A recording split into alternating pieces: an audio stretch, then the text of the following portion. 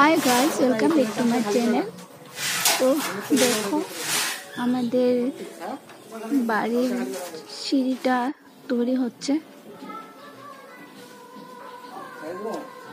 সিঁড়িটা তৈরি হচ্ছে, একটা সিঁড়ি হয়ে গেছে এক লাইনের, আর একটা লাইন হবে। আর মানে ছাদ ঢালাই করার জন্য প্রস্তুতি চলছে। আর বাড়ির চারপাশের ভিউটা দেখো। আসলে কি জানো তো, এটা অনেক দিন ধরে ভিডিওগুলো আমি মানে জমিয়ে রাখি, তারপর একসাথে করে সে আপলোড করি। তো চারদিকের ভিউটা এটা। তো ছাদ ঢালাই হবে, দেখতে পাবে এই ভিডিওতেই। তো ওই যে দেখো আমার ভাগিনা ওটা, আর পিছনে আমার হাজবেন্ড। তো ছাদ ঢালাই করার জন্য যেটা নিয়ম ওটা করছে। বলে নাকি মানে ছাদ ঢালাই বা ঈশান দেওয়ার সময় নাকি মামা ভাগিনার সাথে হলে খুব ভালো হয়। তো সেটাই করেছি আমরা। আজকে আমার খুব আনন্দের দিন যে আজকে আমার ছাদ ঢালাইটা হচ্ছে। ভীষণ ভীষণ ভীষণ আনন্দ লাগছে।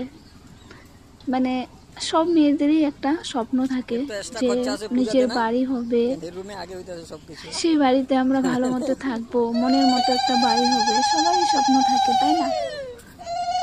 সেটা অনেকেরই স্বপ্ন পূরণ হয়, হয়তো অনেকের পূরণ হয় না।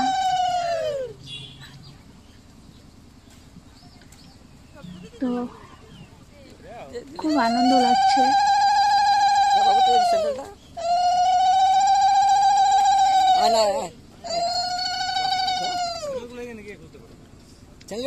একজন একজন করে ওই নিয়মগুলো করছে।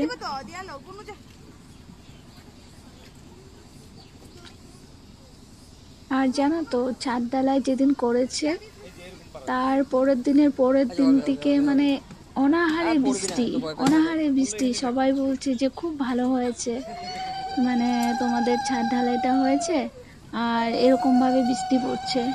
তো আমি ভাবলাম যে হ্যাঁ, সত্যিই বলছে, সত্যিই ভালো লাগছে।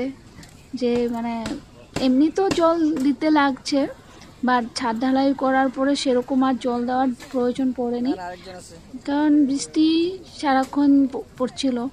কিন্তু যেদিন ছাদ ঢালাই করেছিল সেদিন কিন্তু বৃষ্টি ছিল না।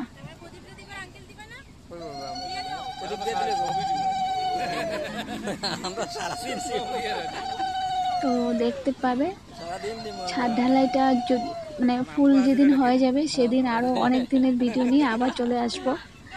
রোজ তো আসতে পারি না। তো আমি যেখানে থাকি আমাদের মাটি মানে একটু দূর হয়েছে ওখান থেকে, মানে এখন অন্যখানে থাকি আর ঘর বানাচ্ছি আর ওখানে।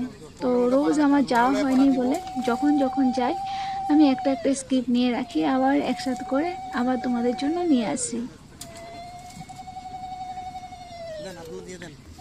তো পাশে থাকো।